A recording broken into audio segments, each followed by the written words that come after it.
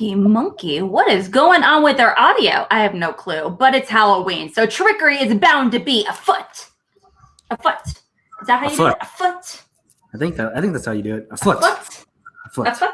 Afoot. That's how it goes. There you go.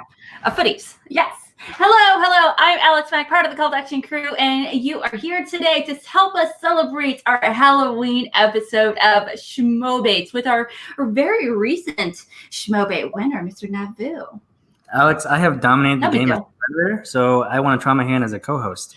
And we all know how I did as a competitor. I mean, I kicked Dylan's ass, which was a very good time. So should be a fun match here tonight.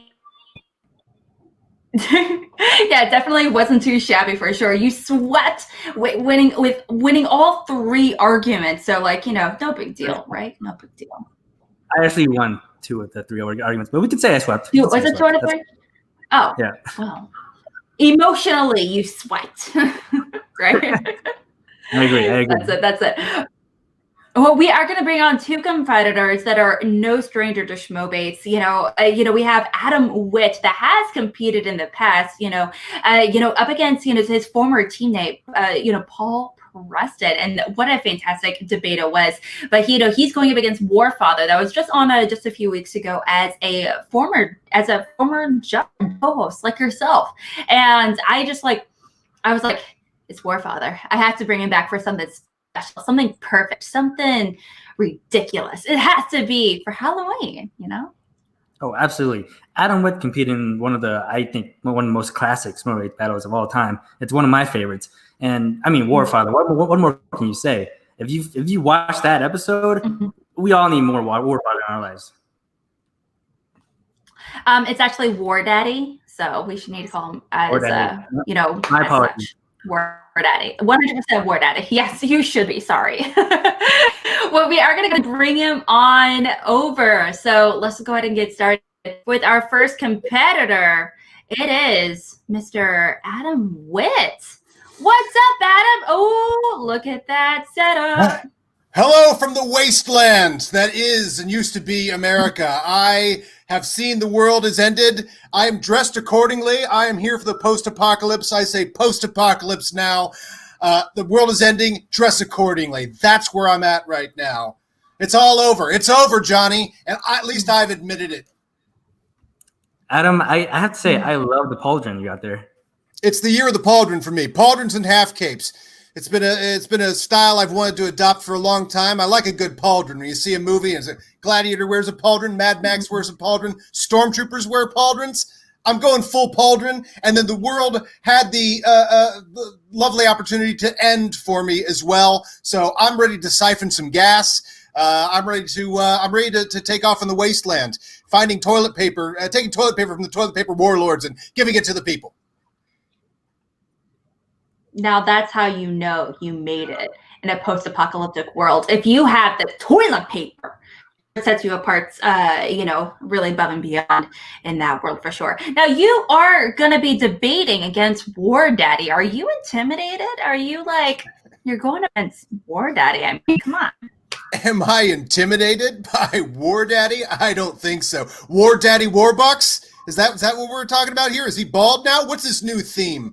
Look, he thinks he's going to be, Mr. Lord of the Rings Viking type thing. You can't. That is long before the world ended. This is a guy living in a delusion. I realize it's over, Johnny. It's over, and I'm ready to take on anybody. Well, oh man, with my war wagon. I want it all. I have a Toyota Prius covered in spikes, and I'm ready to roll over him and his whatever version of a Viking warship that he thinks he has. You heard it here. Adam Witt is going over to Australia and Mad Maxing it up. I'm so in a post-apocalyptic hell. I'll drive that tanker. It's horrible. I don't. Oh my God. It's the worst. Okay, I'm going to go ahead and take you off and bring on War Daddy himself. We'll see you here in a hot minute. It is War Daddy. Warfather. Hello. Oh, Master Judge Mack, it is a pleasure to see you once again. I shall remind you that only my friends call me War Daddy, so you may. as would Mr. Vu, but I don't think Mr. Witt has earned such a privilege at this juncture. Mm-hmm. I totally agree. Absolutely, you're pretty darn right. Maybe he'll get the privilege before the end of this debate. So who knows? Who's We'll to see say? what happens. He has gone full pauldron. So Yeah, who knows? Yeah, we don't. No clue. Well, you are now going to be in the debater's seat. You've never debated before officially on Schmoebates. So are you intimidated at all going up against, someone that's with such a passion for battle, essentially, such as yourself? Oh, I don't fear people that have a passion for battle. I yearn it. I crave it. I love it. In the look of intimidation and into the cold eyes of Adam Witt as he is wearing his pauldron gear and he's turned into this Mad Max in his Fury Road Prius covered in spikes. I myself have a Honda Element that's covered in spikes and saws. Maybe we should get together and go on a road trip. Go on a raid for some toilet paper. For in the land where the brown eyes live, the man with the toilet paper is king.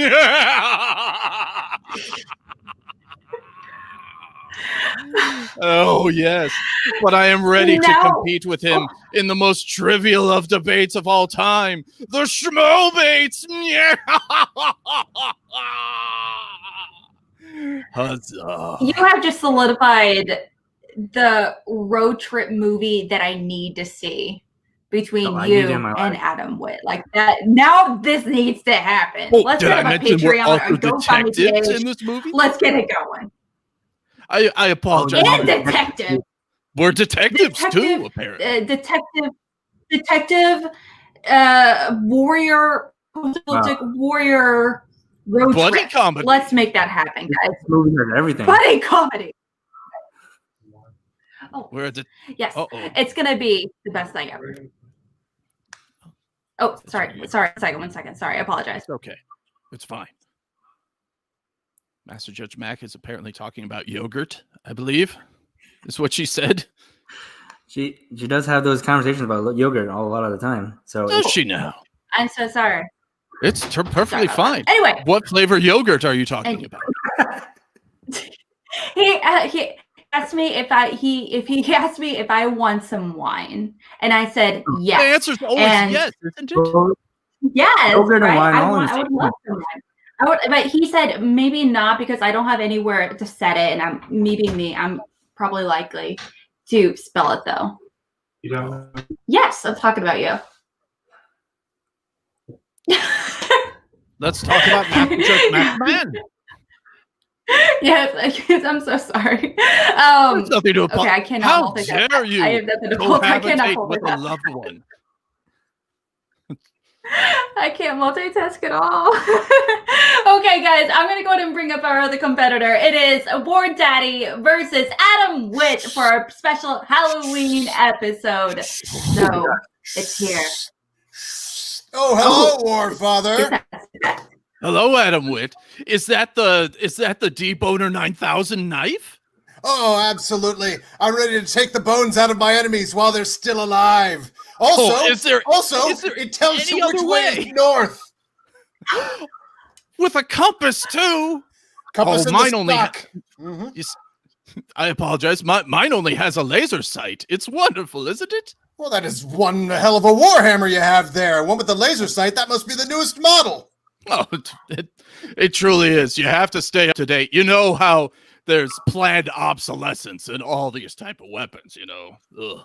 Drives you nuts, doesn't it? Drives you Every nuts. 5 years. They tried to go digital with the compass. No. Not when the wastelands. Not when I'm out here in the wasteland. You need the compass in the stock, and you also, I have a single fishing lure and a fishing hook, just in case. Just in case. To get the last fish in the last pond. I only eat irradiated fish. What kind of fish do you eat off your warship? Oh, it's mostly like mythical sea creatures like, sea dragons or pond dragons or Mermaids. river dragons and the occasional fjord dragon. Mermaids. The fjord dragons. They're the roughest ones. I heard but both. the tastiest. Oh, fjord dragons? They're pretty good. I mean, if you like gefilte fish, then you'll love a good fjord dragon. I've heard tell from the local villagers that you and I would make a good buddy comedy duo. But I think you have to prove yourself. Those who the gods wish to honor first, they test, Warfather. Well, being that I'm one of the gods, let's start testing.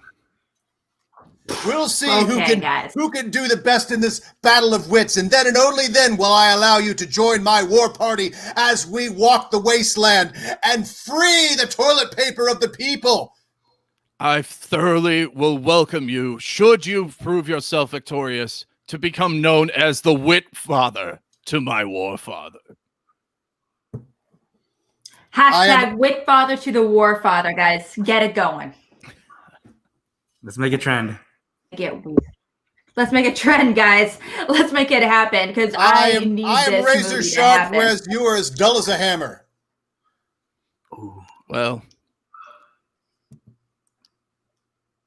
in the apocalypse, that's what we call a slam. It's not really. It's not really slam. The apocalypse. I mean, clearly the world is still the world right now. Everything's still on fire, but there are open mics. I mean, there are open mics and closed ones too. And I mean, I don't like hanging out with closed mic. He's just not open to anything. You're like, hey, closed mic, let's go. Let's go raid that village over there. Closed mic's like, maybe not. I hate closed mic. In fairness to closed mic, we are in quarantine, so. Warranteen. Yes, so we can't have that many people come around. And do you know what is used to forge blades such as yours? This one was. Yes. Oh, are you saying that you perhaps have forged my weapon of war and that we are matched in our competition already? I am saying iron sharpens iron, friend. Let's get sharp and stabby and slammy and smashy. We may come together and agree with one another at the end of this. I think there's some smashing and slaughtering that we could come together on. But again, those who the gods wish to honor first, they test, Warfather. So let's test. You guys, I can't put this off any longer. I need answers. I need to find out if the Wittfather find out if this is going to happen. We need answers. Toronto people and get it trending. Let's see what we can do about that. Okay, so we're going to start with we're going to be starting off, going over the rules. Now, obviously, you guys are familiar with Schmoebates, but if you're not familiar with Schmoebates, yeah, I know it's crazy, right? Rules. If you're not familiar with Schmoebates, even better. I'm going to go ahead and go for you real quickly. And so there are going to be 3 questions that will be debated tonight with both Warfather and Wittfather. With the winner being determined by the guest host, Nat, Viv, and our mystery ghost judge that will be pulled on screen at the end of the episode. If there is a tie, the audience vote serves as the tiebreaker. Our main man, Jacob Vetta, he will be providing the links in the chat as well as on Twitter. So definitely get voting and let us know your opinions. But the round format is such. There is a 60-second opening statement followed by 4 minutes of open debate and 60 seconds of closing statements. The final round is determined by the host flipping the coin. I have it ready to go. And the winner must win 2 of the 3 rounds to be declared as such, with each competitor having 1 30-second of uninterrupted time extension that can be used at any time throughout the entire debate sequence. So, guys, it's going to get fun. It's going to be weird. Now, for the first question, we will be starting with Adam Witt. You'll be writing your opening statement first, followed by Warfather. You also be writing your opening statement after, followed by 4 minutes of open debate, and then 1 minute of closing statements as well. We'll be starting with, like I said, with Adam, then moving to Warfather, and then for third and final one, we'll be using the coin as well to determine who is going to go first. All right, Adam, are you ready for your Welcome to Thunderbates? You heard it here, guys. Here. Okay, Natvu, please do the honors and read the question. What Schmoedown personality would be the villain in a horror franchise? Mm-hmm. Very good. Plenty to question pick you from. posed here. It's a very good question you Starting. posed here. Starting now? Let me just say Yes.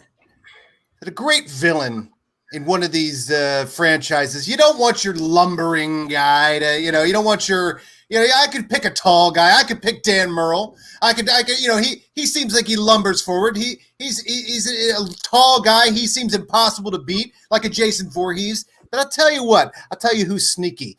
A guy like a guy that you think you might trust at first, right? I'm thinking of Ben Bateman. A guy that you're like, oh, he's just here to sell me insurance. He's here on my side. What a nice guy. What a nice smile. And then when you're not even paying attention, he's going to kill you. And then he's going to go to another person and he's going to charm them and he's going to kill them too. This is a serial killer type guy. And you know what? Just like all the great villains in the horror franchises, you want to like that guy. He seems like a nice guy. Even if I heard that he'd been on a murder spree, I'd be like, I still want to listen to what that guy has to say. Ooh, right in the nick of time. Okay. Ben Bateman. I'm into that. Could definitely be a villain. I think he's 100% already a villain, so it's not exactly a big reveal, but I digress.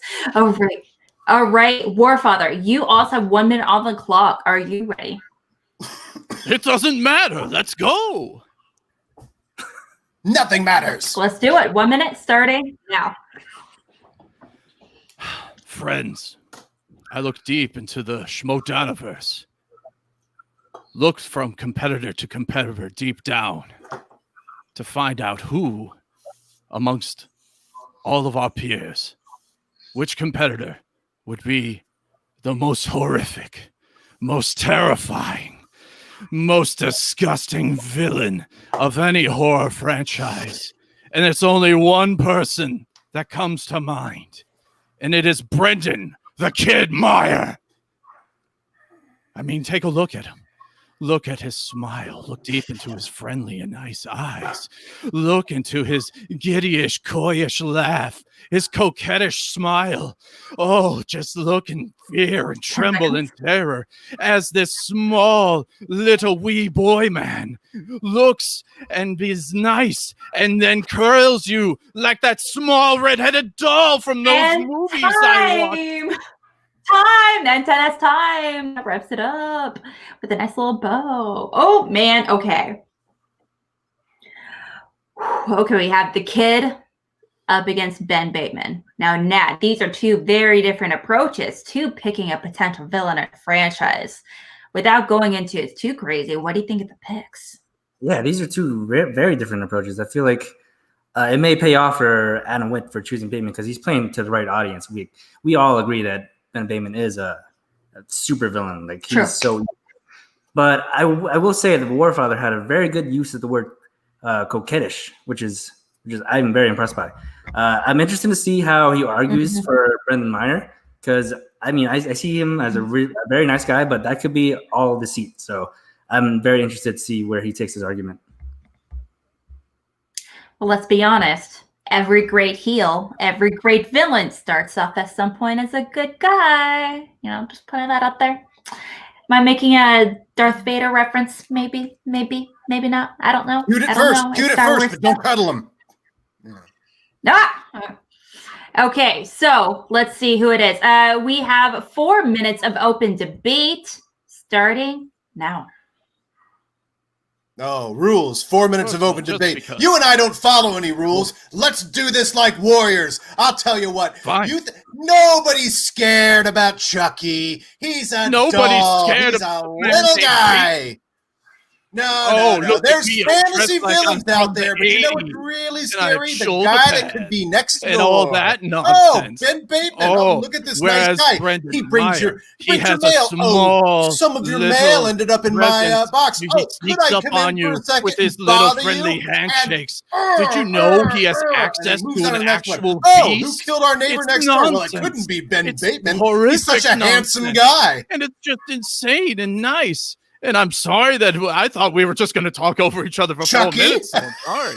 So It is open debate. This It is is very very open, open my debate. friend. nothing is closed I'll open here. up your debates. That's right. I'll smash Straight from open the your bottom debate all if you're the not way up. careful. I'll open up your debate. I That's can right, pry all the open way that up. Paul Duran. You at really any think time. that a Or doll, Paul a cute or little whatever that doll word is I a forgot. great horror? We're talking Fact about is a franchise, that he's Warfather. a tiny little talking man that about- could have a giant franchise. Do you know In how part many one, in part movies one, there we are meet out him. there? It's fine. Whatever. Billions, billions Turns of out he's the haunted horror killer. In movies, the second of one, which well, that you know he's the killer. man who you think is a child. Somehow Do you is unable know to die. that he is actually You think thousands that of Brendan years old can't die and has stolen after the first youth? one? That Nobody's gonna explains buy that why Brendan's you have coming white back. I peppery want to pause for a hair split and how second. I have a little I- grays in my beard. Because I'm going to pause for a split second. Pause for a split second. yes, I Master do- Judge Mac. Starting with I'll split Warfather. that I second. Yes. I do want to take a moment to talk for you to talk about you. Real quickly. I know you mentioned specifically there is a potential mythology behind Brendan Meyer. Could you elaborate on that? But also, Adam, I would love to hear a little bit more of like the psychological villainousness from Ben Bateman. I want to hear about that. So starting with Warfather, War Daddy specifically. Yes. Please tell me more about this, Meyer mythology. Do your worst. Well, as you know, that thousands of years ago, the haunted, scary youth-stealing spirit has embodied within this person that we think is 30, but could be 23 for all we know, and it just has a bunch of this movie trivia thing, and now he haunts the Schmoedown, stealing the youth from all the competitors that he smiles at with his piercing eyes and his loving demeanor. He has even been able to tame the mighty beast of the Schmoedown to do his bidding as his side man. It is awful and wonderful. In the same breath, I am jealous of the fact that he could feast upon the blood of his enemies with just cracking a smile and just breathing heavily into the microphone like the Jason Voorhees he secretly is. Mm-hmm. Oh, okay. I hear you. That's pretty intense. Going on about that's some of the mythology, potentially thousands of years old. I'm into that. All right. Okay. And Adam, like I said, some the completely sociopathic as well as psychotic tendencies of psychology of Mr. Bateman, please. Well, we see here that Warfather has obviously lost the argument. He's trying to imbue the kid with some sort of mystical. He's Halloween sixing Brendan Myers. He's a part of a cult, some sort of mystical thing. I'll tell you what, that's not what's scary. What's scary is the neighbor next door, the guy you think you could trust, the used car salesman. What was your question again, Alex? The psychology of Ben Bateman. How is he a villain? Right. Specifically, what makes him so villainous? Right. Because when we see a movie, there's a fantasy element. But when we see a guy like Ben Bateman, we think that's a guy we can trust. The real scary guys in these movies are the ones that that make us comfortable, that you think, oh my gosh, that could be someone I know. It's what Brendan Meyer does too. It's exactly what Halloween does. They bring the horror to the suburbs. It's no longer in some crazy place out in the woods or some crazy, lightning coming and bringing someone back to life. No, it's the place you live right now. Everybody knows of Ben Bateman, and we can make them scared of that person. Appear more suburban than Brendan Meyer, the friendly white Canadian man. He is very friendly. He is very white. He's almost a Casper of sorts. I see where you're going with this, but he's a Casper the Deadly Ghost, if that's the case. I would put the whiteness of Ben Bateman up against the whiteness of that kid as well. I mean, 10 seconds. Listen, we can both agree that our picks have privilege. That goes without saying. I think they are both haunted souls. I'm just saying. And time. That wraps up our open debate segment of question number 1. We are going to be moving on to our closing statements here in just a split second. And that was a lot to digest. Nat, what are you thinking? Yeah, that was a lot to take in. I mean, I don't even know where to start with all that. I feel like Warfather really painted a really good picture of the origins of Brendan Meyer as a villain, and I thought that was he did a really good job with that. I thought Adam Witt did a really good job selling me more why Ben Bateman's this despicable person who makes you feel comfortable at first, but then just immediately turns on you. So very, very good approach from both. Absolutely agree. It's kind of interesting because under, Ben Bateman's definitely a competitor. He wears his suits. He reminds me of Patrick Bateman. He is a man on the high rates. This is a potential like villain in a slasher, kind of situation. I can 100%. He comes in with a briefcase, with the sunglasses. I mean, like everything about him is just slimy villainous. I mean, let's be honest, but this is also for the Action Army. So I am completely biased in this, obviously, but also the idea of like a supernatural horror with Brendan Meyer. Oh, it's so good. Potentially thousands of years old. He's taking the youth from all the from his competitors, taking all the knowledge. He has the beast hanging out in the corner doing his bidding. Don't do there. Okay. Now, real quickly, Realm Herald is, real quick to point out, is it too late for Adam and Warfather to be on a presidential ticket? And the answer is no, it's never too late. But also on that note, please go vote. That'd be really awesome. Yeah, so there's a lot of, love for both. For both of our competitors, in this debate. But also, yes, Alan, also just want to point out there has been pauses in Schmoebates, very few and far between, but it is very possible. Okay, we are going to be going into our closing statement for the first question with 1 minute apiece. We are going to be starting with Adam to really wrap it up with a nice bow, to really sell us on on Bateman. Sorry, I always call him one. I just wanted to say Brendan Bateman, and I was like, that's a combination of the two names, and that's not the real name. But Ben Bateman, but Ben Bateman. So I knew. Okay, now what does Adam really need to do? Adam and War Daddy need to do specifically in order to really sell you on these votes, on these picks. I feel like this question talks about a horror franchise, so I want to hear more about where this franchise would go. Like, I don't want to hear about one specific movie. I want to see you describe how a trilogy would go. Like, what's the first movie about? What's the second movie about? How do you close it out? Mm-hmm. Absolutely. The ending is arguably just as important as the beginning, especially with a horror franchise, possibly even more important. So paint that nice little picture for us about that potential ending of a trilogy or franchise, whatever it may be. What is the ending solution for these villains? All right, Adam, are you ready for your 1 minute and closing statement? I'm ready. Let's do it. Starting now. I'll drive that tanker. All right. Very good question, Nat. I mean, we are talking about a franchise, and this is the great thing about slasher movies and horror movies. You're going to start off normal. You're going to start off American Psycho. It's going to be a person you think you could trust, and then all of a sudden you go, oh my God, he's the killer, right? He picks up a knife. He starts walking around. You're like, oh my God, he's going to kill that person.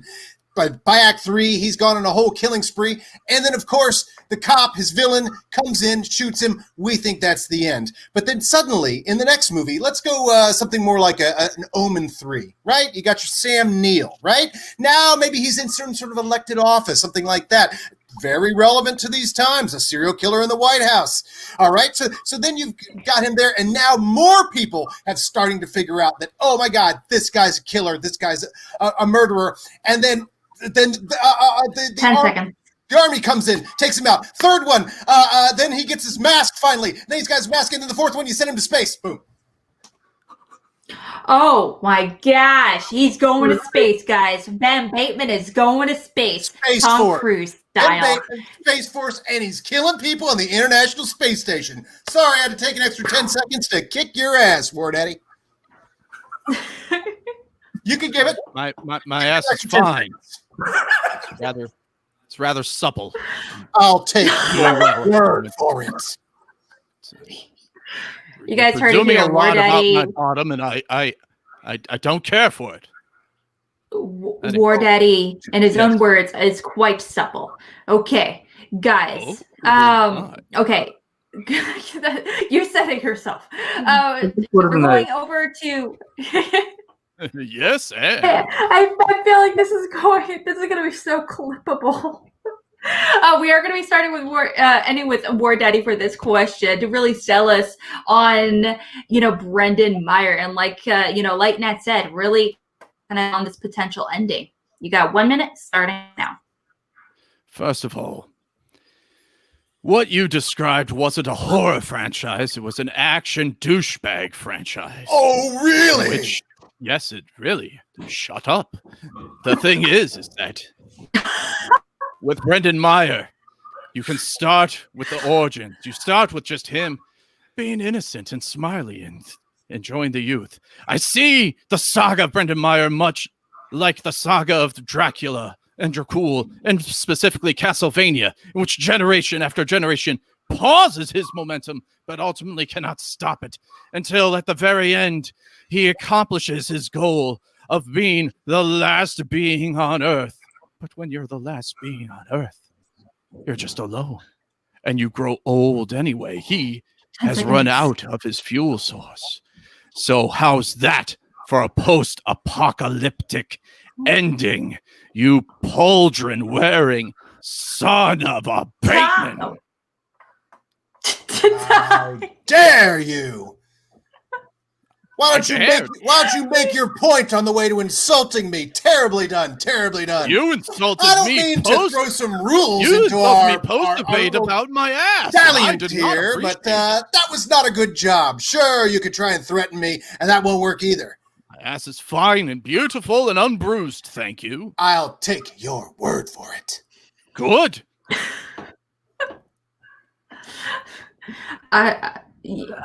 We're all taking the word for it. Two men enter!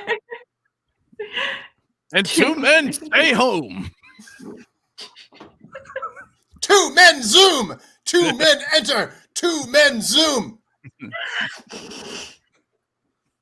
You're breaking your hosts, guys. Yes, you guys go let us know your opinions and go vote right there in that link. Thank you so much to Jake for putting these polls together. Let us know who you guys think should vote. We're just gonna be hanging out for the next few minutes so you guys can go vote. But also, I'm gonna find out from not only Nat but also with our ghost judge who they think is a winner of this argument of Showdown competitor. And I have to say, both of y'all have really, really fantastic picks, but you both are wrong. The answer is 100% Clark Wolf. Ooh. Evil. Oh, sure. Go for evil incarnate. Does she Sure. have my lycanthropy in this scenario? I said Clark Wolf because one, she is it's in her name. I mean, come on now. Harvey Keitel is like her uncle, essentially. Let's be honest now. And she knows every horror movie under the sun. Therefore, she is able to get creative with her kills. Let's be honest. She's absolutely stunning. And just because her name's Clark doesn't mean she's Superman. From the wolf, as in. Has anyone seen Clark Wolf during a full moon? Do we know? I certainly have. Good question. No, we cannot. That is a great question. And what creature turns into Superman at the full moon? Could it be a Clark Wolf? It could be a Clark Wolf. It could be a super wolf. That's even more dangerous. Wolf. Look, I'm becoming quite frightened in the middle of this. I thought I was spinning a tale with Ben Bateman, and you were spinning a tale with Brendan Meyer. They were getting a little scary. Now I'm scared. I'm horrified at the concept of a super wolf, man. As you should. It is Clark Or in this case, the super wolf woman. I'm sorry. She does inspire fear in the hearts of many. Now, I am in the process of getting our answers. Oh. Quite the ginger snap. Oh, okay. All right. So, guys, Alex, would you like some wine? Yeah. I would love some, but unfortunately, he is. I'm not like Elastigirl, or I'm like Summon your man, have him put it in a sippy cup since you're on a bed, and everything will be fine. I don't have a sippy cup. I wish I had a sippy cup. That'd be dope if I had a sippy cup. I need to get a sippy cup. Sippy cup. You had another name rejected for me and Zip. So we tried all the names for our team. Sippy Cup, that didn't fly either. Tarloff hated it. I can't imagine why. You didn't like Zippy Cup? That's No! wonderful. Can you believe it? Boof. Oh, okay, guys, I just want to let you guys know, everyone in the chat, it is important that you guys go vote right now. Please let us know your opinion. You can also find the link not only through this one, but you can also find it through Twitter if that makes it a little bit easier for you guys. And you guys do have 30 seconds remaining to do so. COVID-19 Wolf. They rejected that too. Oh, it's even worse. Does that mean Yeah, does that mean a high schooler dresses up like a virus to be good at basketball? Yes, and to get a Oh, scholarship. wow. But I think I'm confusing it with Soul Man also. Which is Oh, what a movie Oh, to man. confuse the two with. That's the terrible thing about the That's amazing. apocalypse. All media's gone except for the movie Soul Man. That is really is the no. worst part of it. I'll That's take the worst. siphoning some gas into the back of my throat, but that fact that that's the only movie that's left, I'm done. I'm done. and 10 seconds left to vote. And 5, 4, 3, 2, and 1. That's it for voting. And we are going to be finding out who is the winner of that debate here in just a few seconds. I'm just waiting for those stats to come in. Now, Hold on, I just have to go. I I am just have to write looking- down that idea for Soul Wolf. Oh, War Daddy, no. you want to pitch that with me after this? Yes, definitely. Let me guess. Is it about a college student that pretends to be a wolf to get a scholarship? And then the Oh. full moon comes. It writes itself. It writes Oh. itself. I am so I mean, in. it's kind of it really is kind of self-explanatory. We really need this in our lives here, guys. We do have a winner of our first debate for question number 1, which was, if I can pull it up again, what Schmoedown personality would be the villain in a horror franchise? The winner of that debate is Adam Witt, winning 2 out of the 3 votes. Actually, both of our judges actually had opposing views on this one, but it came down to the audience vote to determine it. That's why I say it's so important for you guys to vote. So to let us know your opinions. So definitely do that in the future as well. Okay, we are going to be moving on to our second question, and War Daddy definitely has a little bit of an uphill battle to climb. Is that the saying? I feel like I'm saying it wrong. Is that the saying? Uphill Nice battle. try. Am I saying it wrong? Uphill battle Is it uphill. uphill? An uphill river to climb? row, I believe, Is in a that warship, it? It right? feels wrong. Actually, No, no. it can't be an uphill river row, an uphill climb. Oh. Keep running up that hill, keep running up that building. If I only knew how to make a deal with God and get him to swap our places. Mhm. If only God were one of us. Yes, Mhm. just a schmo like one of us. I feel like I'm low-key part of an American Gods episode right now. Low-key? I have the past and the future. Loki, yes. Our ghost judge also wants to congratulate you on a really fantastic first round in the private chat, but we are going to be moving on to our second question, and which we're I going to be get scared starting every with time you War say Daddy ghost with the judge. opening statement. Ugh. Be scared of Now, the will you dead? please do the honor? Judged? Who isn't scared of the dead? That's a real question. Now, will you please Dead do the honor? people? I sure can. Question number 2: create a horror-themed cutscene that could be used in the Schmoedown. Yeah. Now, unfortunately, having virtual matches means that we don't have access to cutscenes. But in a perfect world, we will be able to have some. And who knows? Maybe Christian is going to see this and be inspired to create one in the future. So let's hear at it. We started with Adam. So that means for this question, we're starting with War Daddy. Are you ready for your opening statement? Of course. All right. You have 1 minute on the clock starting now. Now, picture this. Kaiser and Kate Mulligan are on a phone call. And they are arranging a play date between 2 of the spookiest members of the Schmoedown community, Video Drew and Tom. And they agree, and the cutscene is them at the playground as Kaiser brings a snack for the 2 youngsters, and Kate brings juice boxes as the 2 are mortified as the 2 friends and former tag partners play their favorite game. What is this dead? and they go and they find random objects and they go and approach them to both 10 Kaiser seconds. and to Kate Mulligan saying, "Is this dead? It's a squirrel. Is this dead? It's a stick. It's a hand. Is this dead? It's Brendan Meyer. Is this dead?" And so on. And it keeps building. Straight out of Blue Velvet, guys. That's what it's. This is what it referenced to, guys. I can totally. I really need this to happen. Let's make this happen. You also have 1 minute on the clock, Adam, to really sell us on your scene. Are you ready? I'm ready. Let's hear it. 1 minute starting. I'm now. ready to cut that scene.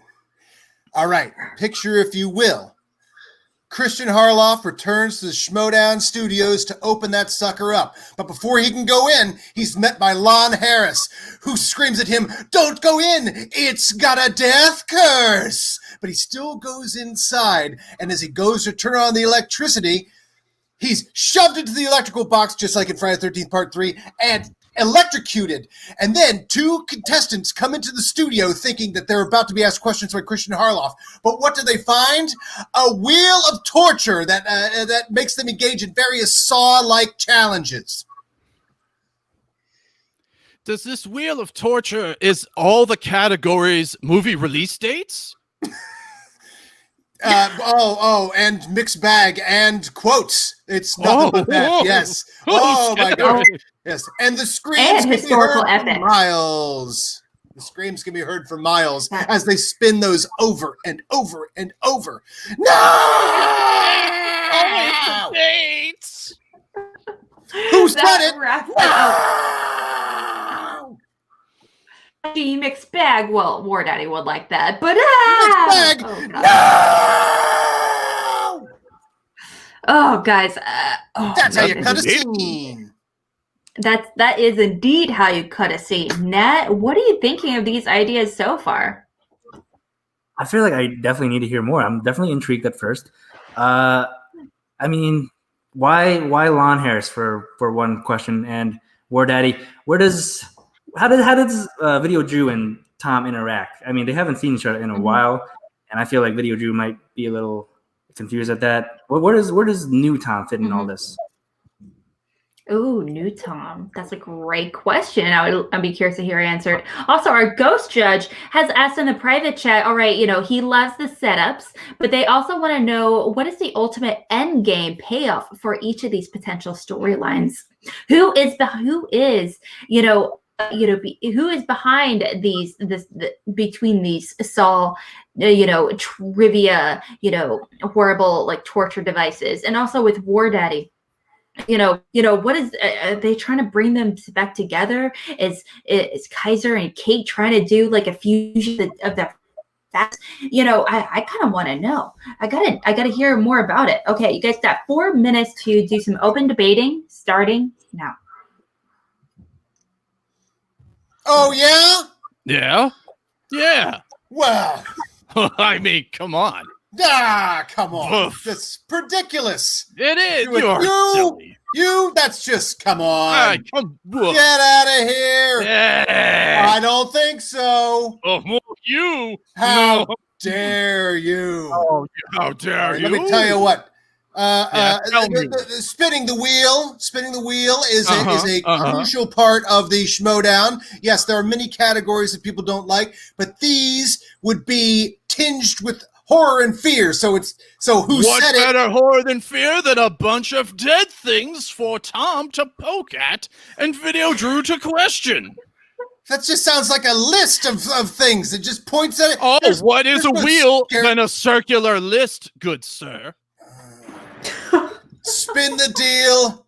Spin the wheel. Face the deal. There's no deal spinning around here. Look, I will not buy a car. That is 12 individual options of terror. That's what I would call. I have 30 individual things that may or may not be said. Yes, and you would spin to who said it, and then you would get your throat slit so you couldn't say anything. And there'd be a voice coming from the darkness to the 2 contestants. I will just have Tom doing things and poking. as Video Drew just looks on and just creepily asks a question or two, as Kaiser looks befuddled and Kate says something quirky in that weird voice of hers. But picture, if you will, the two contestants who are facing the wheel. Let's say, I don't know. You can't think of something, which is a problem. Pick your two favorites. It doesn't matter. The point is that they're strapped to the chair. They're strapped to the chair with. I get to pick my own two favorites. Barbed wire. This is the worst rough draft I ever heard. And then the lights come up, and who is it? Ben Bateman's been asking the questions the whole time. I don't understand what's happening right now. Who said it? Throat slit. Nobody said it. Movie release you know who date? does the throat slitting? Occasionally, Tom, and he thinks it might be an ankle. Oh, so you would take my two dead contestants and you would have Tom point to them, and you think that trumps my idea? You're just glomming onto it. I wouldn't have that be my idea at all. I wouldn't have my idea touch your idea with a 10-foot pole that Tom uses in order to find out if things are dead. Which is your segment the wheel and your argument, spinning, and then blades stick out of it, and it spins off, and it cuts off. You and your cuts off Paul Preston's head. Blades, Schmoebates. Hammers are where it's at. There's a weapon. There's a weapon. I'm hammering this argument into the ground. And then it spins around, and spins off there, takes off Paul Preston's head. That's scary. What is a blade? Oh my God! Who's the mysterious voice coming from the darkness? It's Ben Bateman. And everybody goes, I knew I couldn't trust that prick, because I watched the first 3 versions of this movie till we did this cutscene, which set up the 4th movie, where he goes to space. Has it been 4 minutes already? I will not abide that language. That last thing that More Daddy said there, I will not abide that. No, I don't take that. No, I don't like it. You don't care? What if the kids are watching? You had 30 seconds remaining. Just want to point that out there. 30 seconds remaining? Well, I'll tell you 1, 2, 3 things, 4 things. I'll tell you 5 things. You know what? I'll tell you 6, 7, 8, 9. I can tell you 10, you could 11, have a million 12, things. It would 13, still just 14, be 15 things better than your idea. I can tell you 20, 21. I can tell you 22, 23, even 24, Video Drew 25, has 26 pithy commentary better than your over idea. that. Unless you have Kaiser how much time do we have left? What's with these crazy people? And Kate Mulligan be like, oh, gee, gosh, I'm going to give them orange slices now because I'm a mom person. Look, he had a perfect opportunity to have Kate Mulligan have time. Several fingers in that bag, but he didn't go for it. You can address it in your closing statement, good sir. Oh, I'll close my statement. Oh, indeed you will. Indeed you will, sir. Your statement's open. I said good day. Okay. I said bad day. Okay. Okay. That was a lot. Alex, control the situation. I can't control the situation. You should know it would be a lot. I'm in a potential. You created this monster, Alex. I hope you feel like the Frankenstein yourself right now. You've created this. I am and now it's running together of trivia torture, but I'm also, more than likely hanging out with Tom and Drew, trying to poke potentially dead things. That's something I can very well see happening on both ends. Absolutely. I feel like I have seen this happen actually before, and I feel like there's definitely something to be said. I mean, like, do you want to see a dead body? It's like, so there's definitely like a lot of potential to say that this is already, it has, but by golly, very well happen. Absolutely. I can totally picture Rob Reiner coming in, somehow cutting this scene up. Super easy. But also, this, I don't like this, with this whole be a torture, like you said. I'm like getting so many Hellraiser vibes. I'm so in. What are your thoughts?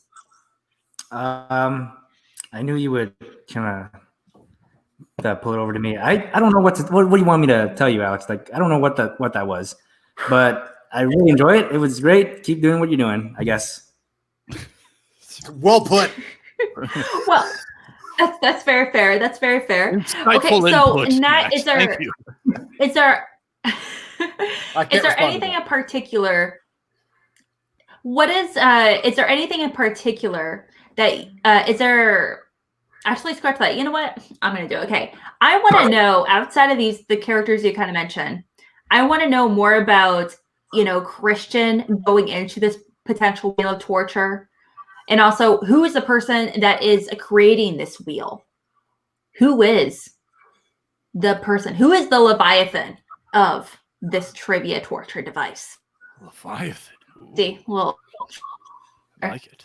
yeah, I made a reference, okay, to Hellraiser 2. Indeed, I did. And also with War Daddy from you, I want to know specifically. I want to know more about it. I mean, like, is Paul Preston gonna get jealous? Anyone else from his faction gonna get super jealous? Tom has a new teammate now. What's that whole situation? Is he taking his new teammate out? It's for little, is that a dead body kind of situation? I want to know. What is like other people played it? Is it just these two, or is there more? I need the data, people. All right. Well, you guys, we are gonna be starting with War Daddy for your closing statement. Are you ready? Yes. All right. Let's do it. Okay, you got 1 minute starting now. Okay, first of all, in terms of including Paul Preston and other ancillary characters, when it comes to Paul Preston, yes, he is jealous. He hides in the bushes and sees how Video Drew and Tom are reunited playing together, and he's like, well, I have to be in on this too. So he kills himself so he can become one of the props in their game of, is this dead? And naturally, Tom, not recognizing Paul, just is like, yeah, it's dead. And then they move on to the next thing and the next thing until ultimately Kaiser, Kate Mulligan, Video Drew, and Tom, after the game is done, after all 90 things are decided of whether they are dead or not, they realize that death was within them all along. And in death was the friends that they made along the way. Follow my roommate on Twitter at Eric W. Barnes for all your comedy. And time that Nice wraps use it of up with you gotta plug it away. And thank you so much to Nat putting on those headphones, by the way. Notice the difference. All right. Yeah, that's again, I can easily picture that very doably happening, within Schmoedown for a cutscene. And Adam, please sell us a little bit more on this Wheel of Torture and whoever created this Wheel of Torture. Here's our two contestants sitting there as the wheel spins around and around, and it lands on movie release fates. And then they are given some sort of crazy challenge. They're some sort of Saw type thing. Look, I don't have all the exact torture, but the fact is, you just got to picture the scene here. You want to know more about Christian Harloff. So sure, you think he gets electrocuted because he denies what Lon Harris says, and he goes and he tries to turn the power on, just like in Friday the 13th Part 3, and he gets electrocuted. But you hear this voice coming from the darkness that's asking them all of these questions. And when they get them wrong, they get cut, or they get, some sort of gross thing happens. But then the big twist is, it finally lands on comedy. And you hear from the darkness, 10 seconds. to reveal Mark Ellis, who killed Christian Harloff because he was jealous of that one time Christian stepped on his joke, which was a very good joke, but Christian kind of has to get back to it, so he kind of cuts him off. And Mark was done with that, and he killed him, and then the wheel spins off. Time, and that's it. I will mute you, sir. And they go to space, guys. And then they go to space. That wraps up our second question. Mac, may I address the question that Nat brought up that neither of us had touched upon? Please. Nat, you asked, why Lon Harris? My response to you is, why not Lon Harris? It's the first sensible thing you've said today. I said two other sensible things prior to the show. Thank you. Oh, yeah, sure. That Count Chocula joke was very good, and I kind of wish we were rolling on that. I kind of wish we were too. Just to everyone. To everyone in the chat, I just want to just let you know what they were chatting about prior to recording. They were all chatting. Well, previously on Schmoebates. Previously on Schmoebates, they were talking about our favorite, cereal mascots, and what were some of the suggestions that came up, Adam? Suggestions? Count a Chocula? That was the other one I remember. Accountant Chocula, I believe. Chocula. There was some sort of blueberry joke that kicked the whole thing off, but there was like a Judge Blueberry, I think, is what it was. Yeah. It was basically failed General Mills monsters. Was the theme we were going along. And the problem was, as we pointed out, there was a hat on a hat. You can't have an accountant that's also a vampire. Yes, but that also is a serial pitchman. That's too many things. The Blob could be a General Mills. Yeah. Well, I think the Blob would be good for like muesli or oats or oatmeal, something that is good and blobby to eat. A creature from the Blueberry Lagoon, maybe. There you go. Creature from the cereal milk. Yeah. Who doesn't love the cereal? Like the cereal, yeah. Creature from the Milk Lagoon. Yes, it turns the milk into. That's part of eating cereal. It is. It's so good, guys. It's so good. Okay, so in the meantime, we are going to be waiting a few minutes. We're going to be knocking it down to just a few minutes. We're going to be knocking it down to 3 minutes to go. So you guys have to go vote. Please go do so. And I'm going to be waiting on our judges to let us know who the winner is of this debate as well before we move on to the final question of the evening. So it's coming down to it. It's getting intense. Overall. Usually would be like a Norman Bates, like dressed as his mother. That would be like a cartoon guy dressed as the mother with the knife. That would be the more muesli sort of thing, I think. That could be muesli. I think they really just went super basic with a ghost of Frankenstein and a mummy. They really did. those basic ass cereal monsters. There's no serial killer. I mean, they really are missing it. Come on, it's sitting right there. No serial killer, just a mummy, a Frankenstein, a ghost, and a vampire, and that's it. Yeah. Give me a grape gargoyle or something. Right, grape gargoyle. That's a good one. Thank you. Yeah, it's definitely. I feel like this is definitely in the conversation of the universe, like surrounding healed Applejack. Applejack the Ripper. Applejack the Ripper. Now you're talking. Go. Okay. Can we vote on this? Can they vote on this? Now we have a complete breakfast going. Complete breakfast, yes. It's only part of it. Remember, part of your complete killing spree. Yes. Oh gosh. Norman Bites. Oh, Norman Bites. They're little shredded meats. I love it. Cinnamon toast tabs. The blood you can see.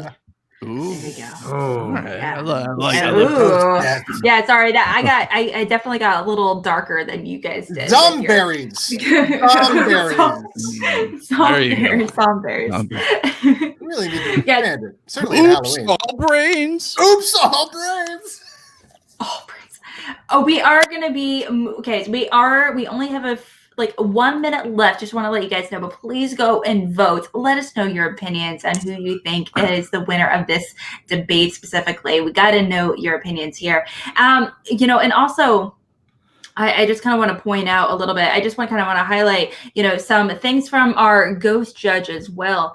Our ghost judge is they're asking, now I'm craving killer breakfast cereals. Aha! I want to eat all of these. If you were to invent a breakfast cereal, what would it be in a post-apocalyptic world, Adam? Oh, mushroom, little mushroom clouds. Let's see. Little COVIDs. Those would be the marshmallows. Would be the little COVIDs, and then there would be little berry ones. Yeah, little berry COVIDs and mushroom clouds. Instead of pouring milk into the cereal, would it be oil or gasoline? It turns the milk to oil. It turns the milk oily. Even better. It's actually just an IV drip. That's what it is. That's how you I'll drive that hunger. Hunger Town. That wraps it up for our second debate. Could it fall under the Mad Snacks brand? Mad Snacks. 2 spoons enter, 1 spoon leaves. Mad Snacks, Fury Appetite. Yes. Gosh. Well, I think Y'all we've are come together on bonkers. something here. Yeah, I feel like this is a podcast in the making. Funny enough, I would say that on a podcast. Guys, we are going to be diving into... Yes, Nat? I actually spaced out for a minute to go vote, and I'm so lost with this breakfast cereal killer conversation that I'm So are we. It's fine. All the more reason for you to re-listen to the episode on Apple Podcasts or Stitcher Premium or Spotify or whatever the hell you listen to this on. Speaking of which, you can also rate us. That'd be really awesome if you rated us. We have currently only 7 ratings. If you boosted us up a little bit, that'd be pretty awesome. Just pointing it out there. I'm lying. Leave a rating and a we're going to review. go into our third and final question. We are. Ratings, reviews are always appreciated here at C2A. We're going to be diving into our third and final questions. Please tell me it's come up with more cereal names. No, what I was going to say is, if you leave a review, leave your own monster cereal name in the review itself. Get that algorithm going for please do that. The good people and for the Action Army. I want it. Guys, okay, also let us know on Twitter. Can we make that happen, you guys? I have no control over Twitter. it. You do though, so yeah. Tag us. Yes, tag us. Tag at Called Action Pod. Let us know some Halloween cereal brands. We want to hear it all. I make it themed on slasher, serial killers, real, not real. Ted Bundy Cinnamon Toast Crunch. Toasties. Ted Bundy Toasties. Let's do it. Okay. Yes, War Daddy. I said, oh, Hell Raisin Bran. And your winner. I want it all. I want it. I need it. It's a cool and Pinhead has to be like the mascot, like holding up the cereal box. A cartoony one, a totally cartoony one, yes. Yeah. A cartoony Pinhead. On the end of all the little shot pins are just raisins. Part of your completed body. Ew, the worst. Oh gosh, that's the worst. It's so nasty. And also our Ghost Judge is actually requesting. Ghost Judge has come up with a few himself. He put down Knights of the Living Cheerios. Mm-hmm. And also he makes a formal request to make fan art right now. We need this fan art. I desperately need this fan art right now. Please add my roommate at Eric W. Barnes with any fan art, especially of Hell Raisin Bran. Yes. Raisin Bran. Yeah. We got Killer Tony the Tiger. Yes. Oh, I like that. Mm-hmm, that's cute. Mikey Myers likes everything. Nice. All right. I like that. He likes death cereal, Mikey Myers. Yes, I'm Not noticing life a theme. cereal. Definitely noticing a theme. So Bad Lucky Charms. Mm-hmm. Oh, Bad Lucky Harms. Oh, Harms. Yes, thank you. Part of this complete violence. Cthulhu's. The Cthulhu's, yes. We're never going to get to question 3. This is all that it's going to be, and I am rapidly losing interest in question 3. I am fine. I can't right now. I can't. Guys, oh gosh. We have to do this. We have to do this. We have to do this. I can't right now. I can't. The third one. Adam, all the best to you. Let's Gosh darn it. Gosh darn it, guys. I really want to continue this conversation. I really do.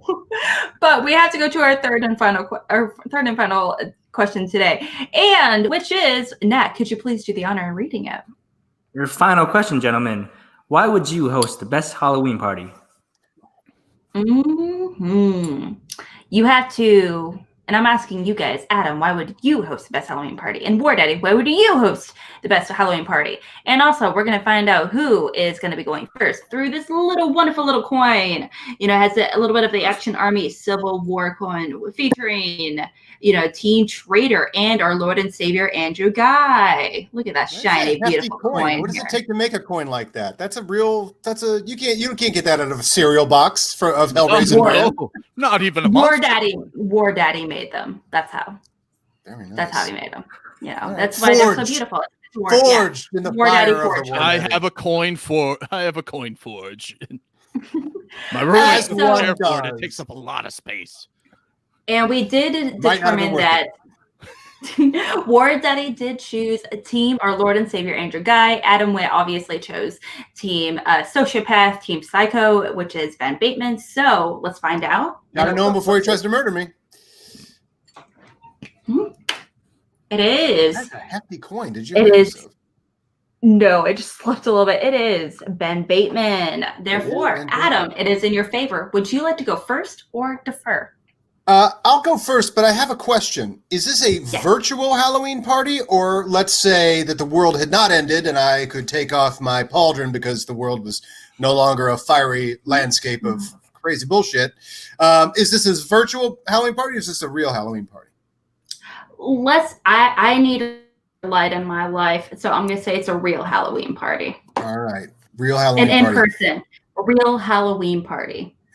Here's what would make my concept for the Halloween party would be more exciting than than you could possibly imagine. Of course, we're going to have, all the decorations. We're going to have fog machines in every corner. That's what a party really needs. A lot of cold fog machine, So, of course, we're going to have the whole thing done up. Lots of fog, lots of lights, everything like that, all that sort of distraction. I'm going to bring all my friends in. But the one thing you don't get at a lot of Halloween parties is actual convicted murderers just amongst the crowd. So at any moment, this person might be a friend of yours, or it might be a convicted serial killer that I've brought to the party to add an extra element of danger. On brand. Oh, are you yielding your remaining 20 seconds? No, I think I'll yield the remaining 10 seconds. I respect that. That is a strong opening statement. And over to War Daddy. Why would you host the best Halloween party? You have 1 minute, starting now.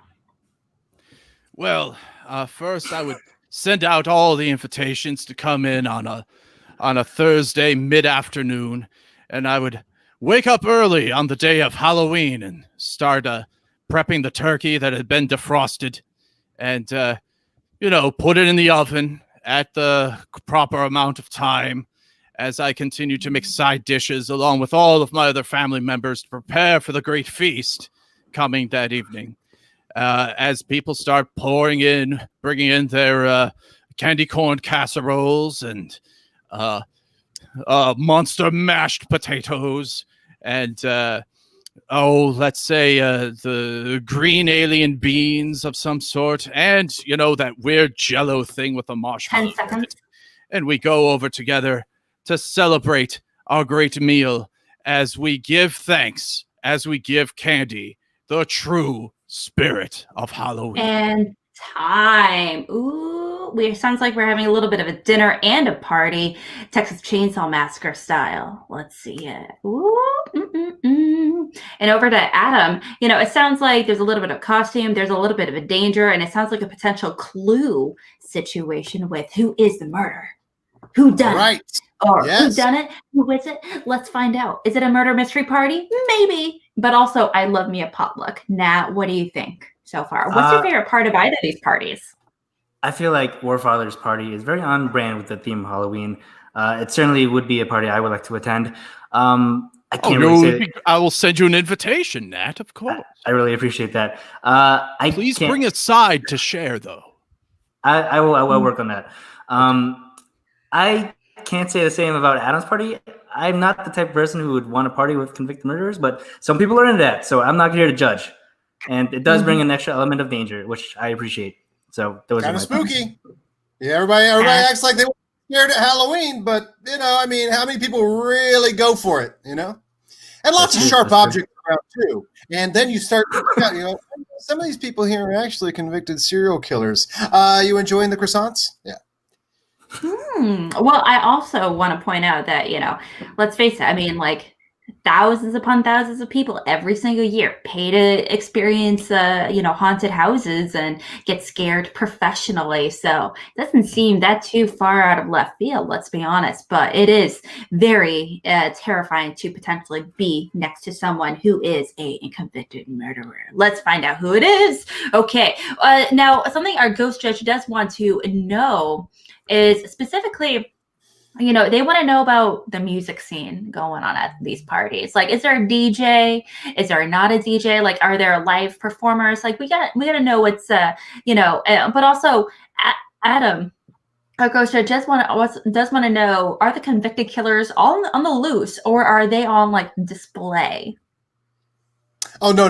They're on the loose. Anybody you're talking to could be a convicted murderer, or maybe just a friend of mine that you don't know. Yeah, no, it would. On display is an interesting, different theme for a party. You just put them in boxes on the wall, and then at certain times, maybe the boxes will open if they don't do some sort of bobbing for apples type thing. That's a good idea too. I was thinking more general milling about. You're like, wow, Adam's got a whole lot of friends. And rumor has it, some of these people are convicted serial killers.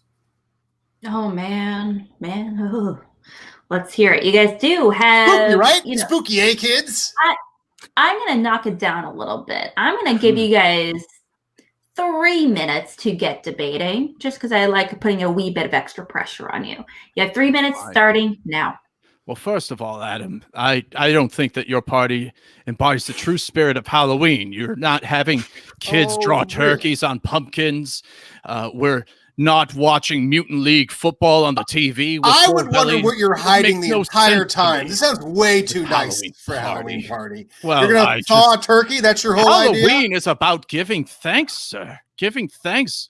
And the time that the vampires and the lichens gather together to break bread in peace and unify as fellow. That's the wrong holiday. What? How dare you? It is the most correct holiday. You gather all together and have a nice spooky dinner time. I slave over the stove. My grandfather gets wine drunk and starts telling racist stories. And we say, hey, Grandpa, that's not what Gill men do. There's nothing scary about Thanksgiving, unless you have it with my uncle, of course, and talk politics. Then he cries and we put him to bed, while the rest of us have a nice time. We invite some friends that couldn't go to their family's home for Halloween. Nothing scary about that, but the fact that this guy that you're talking to, I have no idea what you're talking about. An actual killer, and then you're like, did so-and-so leave? Or we can have some friends over. They dead somewhere, the corner, because and then they don't slowly really know the party has less and less people, and you're like, 1 or 2 people within the family, or is something Halloween weird going on there? Because I heard that there's some actual serial killers. I just get annoyed at my brother, who always wants to bring his new girlfriend every year to Halloween. And I'm like, okay, fine, as long as you bring the monster mashed potatoes, because secretly they're very good. The blood gravy is wonderful. Oh, so I see. You're renaming everything from Thanksgiving, and then that's supposedly going to make it a Halloween. I don't know what this holiday is that you keep blathering about. All I know is that mine is a very fun Halloween. And you didn't even touch upon the music, I don't believe. The music being played at my place is the music of love and caring for all spooky beings, as we unite together to give thanks. And we eat upon the turkey, ripping apart the carcass attached to his body, and he's spinning the records while the other guy's got the microphone. Gnashing of teeth as we basket case, right? And murderous also, terror look for the new General Mills basket case cereal. And 30 seconds and shove it into our gullets and teeth. Berry case, the basket case cereal from General Mills. And then we sliced up some. At my party, and he'll have the little basket case with a giant blood knife of doom. And he'll be spinning the records while the other guy's DJing. And then and then of course maybe he goes off with the basket case, and you're like, where'd the little basket case guy go? Loving and then spirit else is missing from the party. Halloween. Oh, I hope the ghost turkey. You would make the worst And Tim Burton time, movie. That's the and worst Tim time, Burton movie right there. Time. That's it. That wraps it up with a nice little bow there for our third and final question. We're going to be going into our closing statements even here in a hot second. But until then, we're going to go ahead and handful of things saying great nuts, but also later on said shredded nuts. Ouch! Oh, Shredded even worse. Shredded guts. Shredded guts. Oh. Frosted And, mini something. AJ, I would love to give them. I would love to give War Daddy and Adam 20 more minutes. I would love to, but we do have to finish the debate. Some of us have to take off very warm costumes. Yeah. Okay. We are going to be just a few things I want to highlight in the chat. AJ Leg has her again. Halloween, the one holiday that brings people together. Sean Hunter, Boy Meets World. Yeah, I can see that.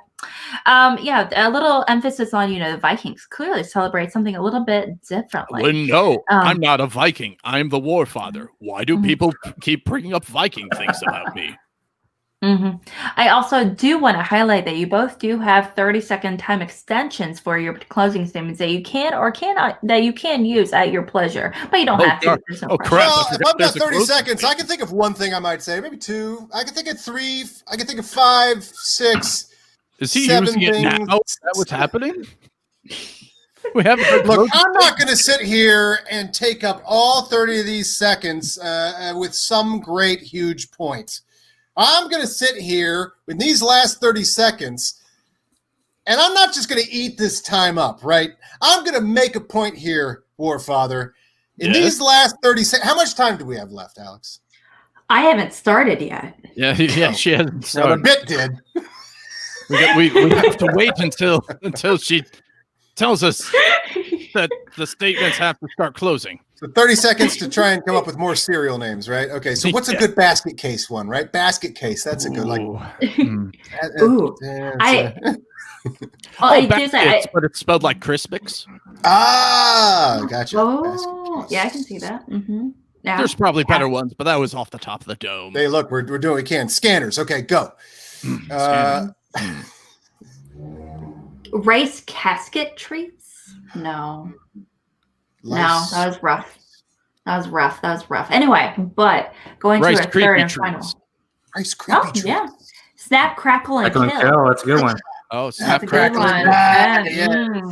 Yeah, that's a good one. I would also accept snap, crackle, and paralyze. I think that's what happens after you snap and crackle things on people. Yeah, if you snap and crackle, that's usually the follow through. Once you've snapped and crackled, then you're not. It's things will pop and paralyze. Yeah. Once you pop, you can't stop or go. Something I wanted to know a little bit is in the closing statement, and I'm sure our ghost judge and Nat can agree, is that what I want to know about is a little bit about, like, who are some of the other people that are going to be there? Like, what's the ambiance like? It's going to be mostly Schmoedown people? Is it just going to be like a lot of friends, a lot of family? Are there going to be a lot of kids? Are there going to be like random babies on spikes? I got to know some answers here. So give them to us. Nat, is there anything that you need in order to solidify your vote for our final question tonight? Yeah, I had a similar train of thought. I want to throw you guys another prompt, if you will. You're allowed one special guest, real or fictional, dead or alive, whoever you want, that really embodies the holiday of Halloween. Who would it be and why?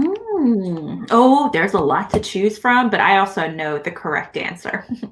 Let's be honest. Okay, we are going to be starting with War Daddy for the final question, but also would you also have 1 minute on the clock starting now? Well, first of all, the guests that will be at Halloween are the traditional guests of Halloween. Halloween is for everyone, but it's specifically for family. So various members of my family, my mother, mother, father, father, uncle, father, and aunt, father will be there, along with all the little, my little nephew, father. He's so adorable. We let him be the one to bash the potatoes. He's so cute. But Does he help you put up 30 does he help you seconds. put up your socks over the chimney at Halloween? Does he help you with that? I'll have my additional 30 seconds if I may. Okay. Some of my special guests will also include very, very friends that, like I mentioned before, who couldn't be with their families during Halloween. Like Nat Vu will be there with a side dish. And of course, the ultimate character for Halloween is Charlie Brown. For if you recall in the Charlie Brown Halloween special, he gathered all of his friends for toast and popcorn around a big table outside. The true spirit of Halloween lives within all of us and is the great meal that celebrates the time when two monstrous, evil monsters, Kids with giant tribes, have gone together to feast on the blood of their mutual enemies. 10 seconds. I think I've now that's the one Charlie Brown special I don't think I've seen. That must be the Thanksgiving one. I think that's the one holiday they couldn't crack. I, again, have no idea what that And holiday is. time. I can think of nothing more terrifying than a kid with a head the size of Charlie Brown. That would be frightening. That is Halloween. That's very scary. That is like a child genuine that's horror bald movie. with only 3 hairs? Horrifying.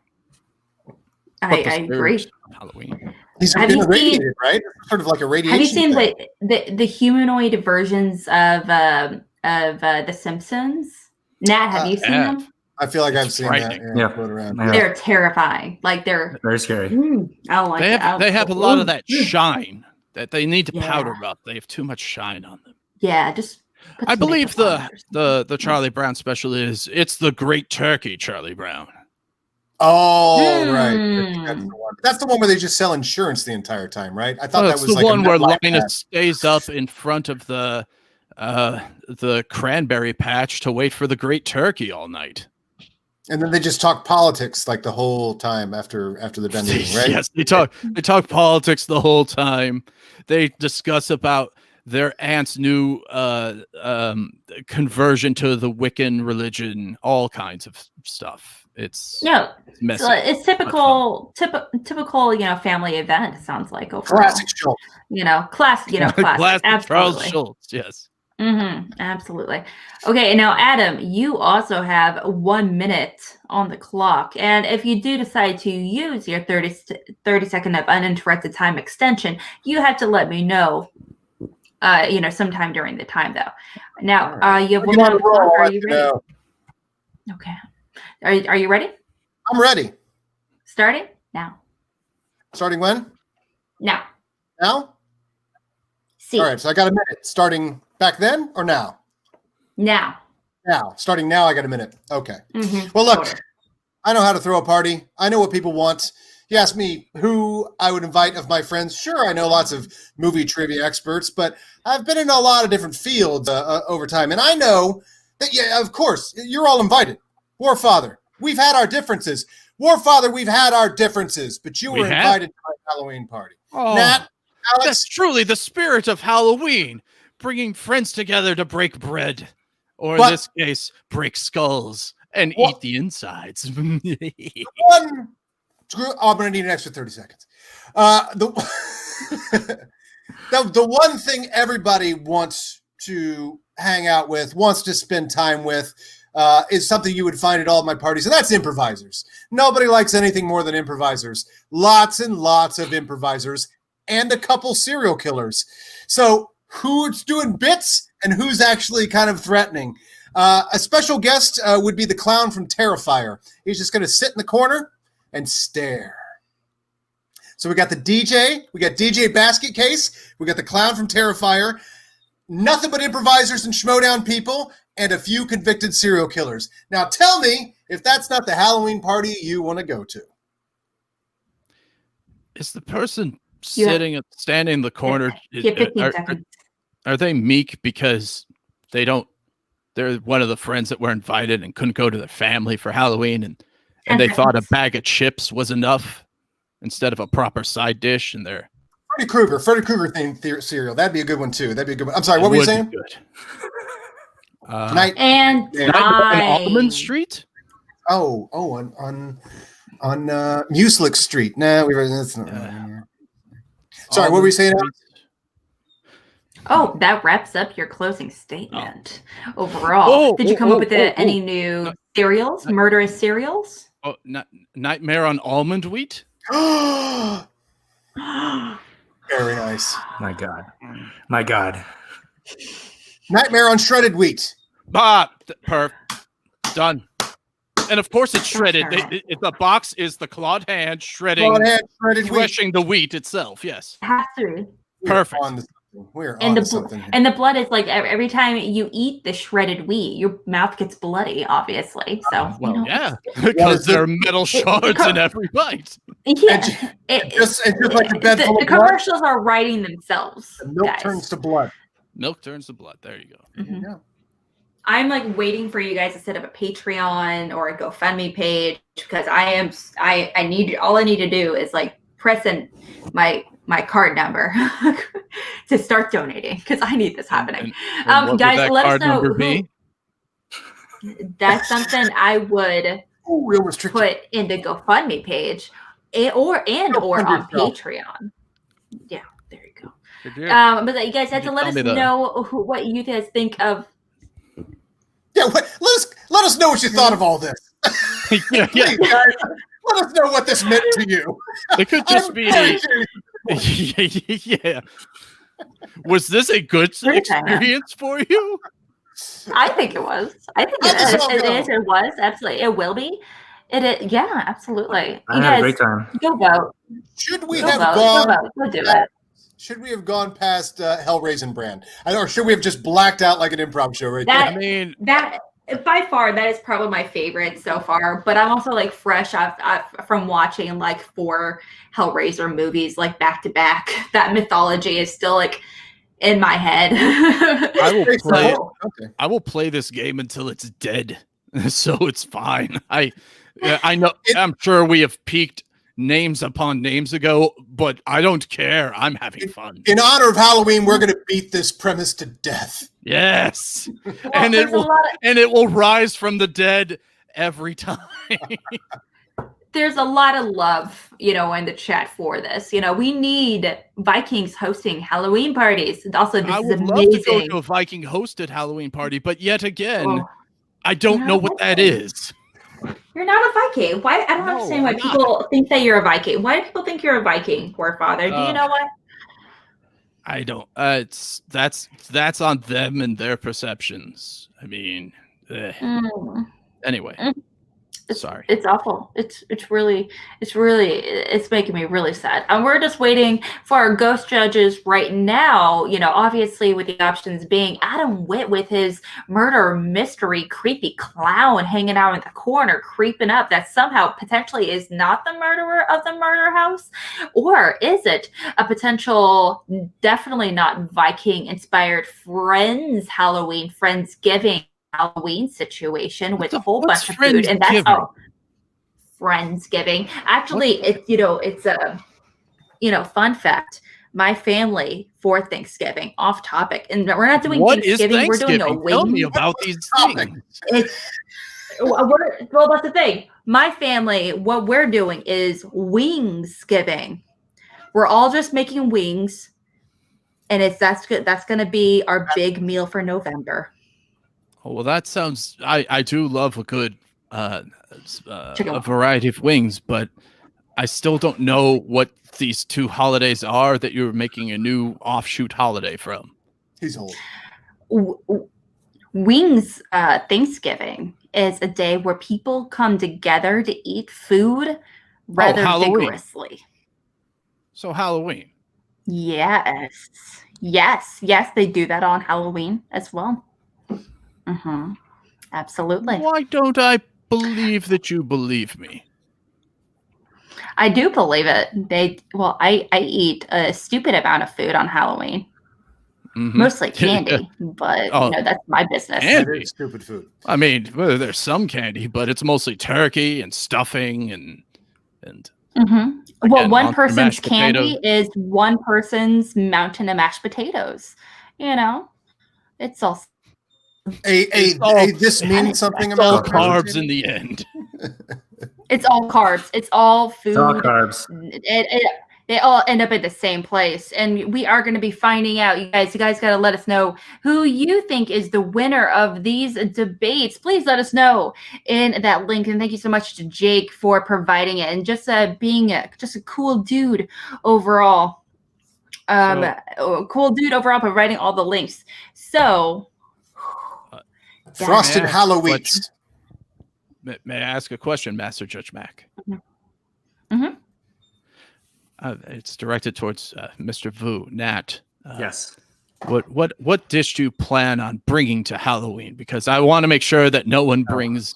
Oh, I also brought a casserole. That just, if everyone brought green beans, it'd be terrible. Yeah. What's your Halloween go-to Halloween side dish? Halloween side dish. I might just bring. And I'm not talking your girlfriend or boyfriend. I don't know your sexuality. Well, I don't have it either. But I would say my favorite Halloween dish would probably be sweet potatoes. I'd probably bring that. I like with that. the marshmallows on top. Sure. Yeah, I like when they get the sweet potatoes to just be as candy as possible. They add a whole bag of. If you added what we add to sweet potatoes to just regular potatoes, it would be just as good. Like a whole bag of brown sugar and marshmallows on regular potatoes would also be pretty good. You could also just have a bag of brown sugar and marshmallows. Yeah. Yeah. Get rid of the potatoes. That's also an option. It's kind of the same thing. Let's be honest. What about you, Adam? What is your favorite item to bring to a holiday gathering? Halloween specifically. Halloween specifically. Halloween gathering. I love the can of cranberry that's shaped like the can. Me too. I love the sound it makes. I love. Go ahead, Mac. The gelatinous cube of. I feel terrible once again, Master Judge Mac, because I think both of us have ideas at the same time and we keep talking over each other. And I apologize for that. I feel bad because my internet with my new internet here is kind of delayed a little bit. And so it's kind of wonky for me. So I apologize to everyone. I really do. I take such satisfaction in the sound it makes when I slice it. Oh, it's so good. It's so good. What does it sound like? Can you just? Just go like. No, it sounds almost like. Is it more of a floop? No, it's more like. All right. Do you hear that? Ooh. It's got a consistency to it. Like ASMR. I like it. Yeah, I was about to say the same thing. Yes. Yeah. It sounds like that. I'm really weird about it. It's I don't care about SMR, but something about that sound in particular, even ever since I was young, my parents would be bring over a thing that cranberry gelatin situation, and my dad would be like, nope, has to slice it. Alex has to slice it. No one else can slice it. And then I would slice it before we start dinner, and everyone would be weirding out for a 10-year-old me slicing slowly the cranberry sauce. The funny thing about the cranberry sauce is, at some point you have your first, Thanksgiving you're doing as an adult away from the parents or whatever, and I still don't know what that is, but keep going. Halloween. It's like Halloween. Okay. I didn't realize that all those years, because my parents, put out the can of cranberry that looked like a can of cranberry, that you have to pop a hole in the bottom to get it to slide out, which is very fun too. The whole, but we couldn't figure that out. So we would dump the can, and it wouldn't come out because we didn't know you have to pop it's just one of those things that my parents did my entire life. And then they finally broke the secret of no, you got to pop the back so that the air can go in, and then the whole thing will slide out. It's a really good story that I just told there.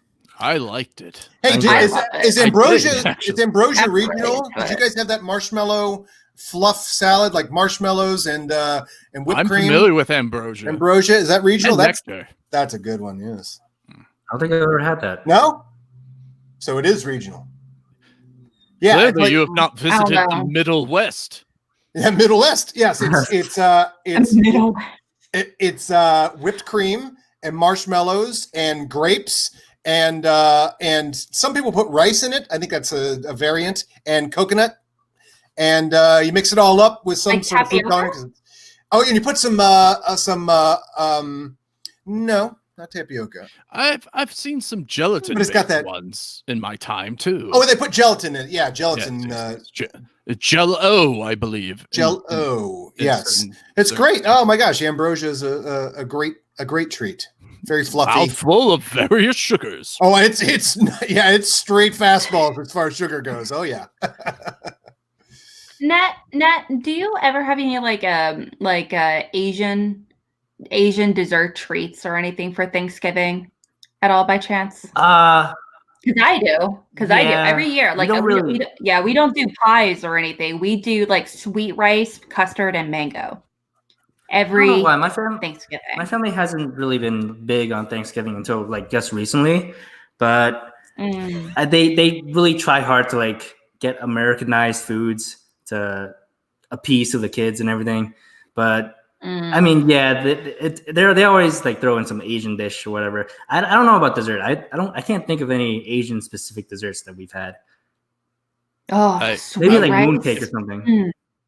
Oh, mooncake. Oh, sweet rice though. Get on that. I have to point out in the comments of Mr. AJ Lancaster pointing out this section brought to us by white people, which I cannot think of a more truer statement said today. By the way, if you want a really good Asian treat,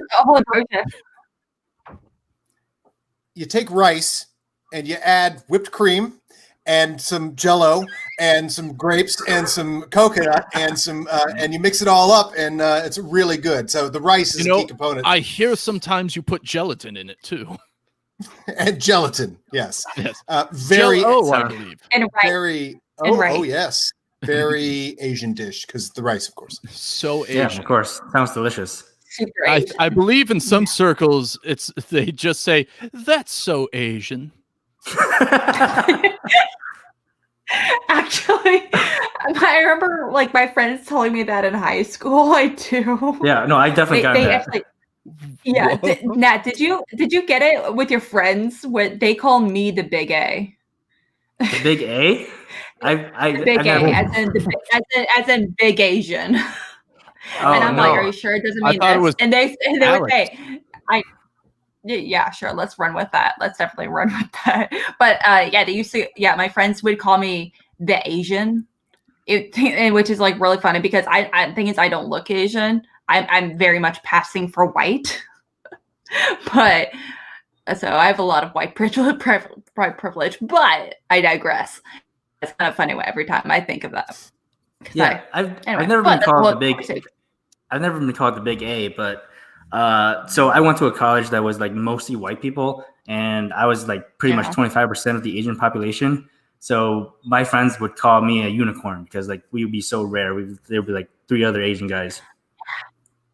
Yeah, I can't forget how you get called in class for like the outside perspective. Yeah, all the time. Oh my gosh. It's like, what?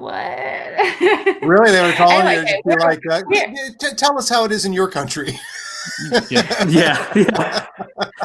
All the time. This is we're definitely off topic. And yes, no pies. I didn't really have pies all that much at Thanksgiving until in the past few years, like going to like my in-laws and stuff like that. But I feel like that's a very different topic. But you guys, we have our winner of the evening.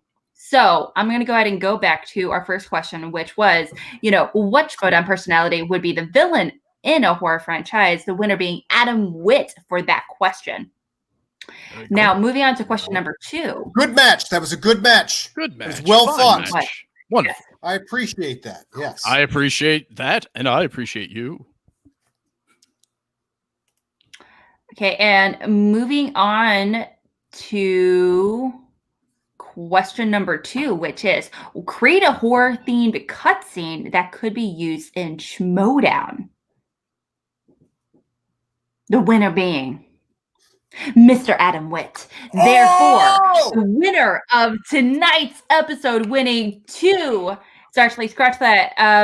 And the third one also being, why would you host the best Halloween party?